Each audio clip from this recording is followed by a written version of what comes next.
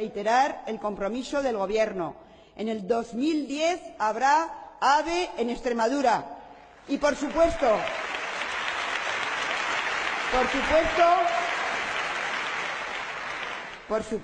Mérida tendrá... La prioridad es la alta velocidad a Extremadura. Yo voy a empeñar mi palabra en que, si soy el próximo presidente del Gobierno, el AVE sea una realidad y que llegue a Extremadura.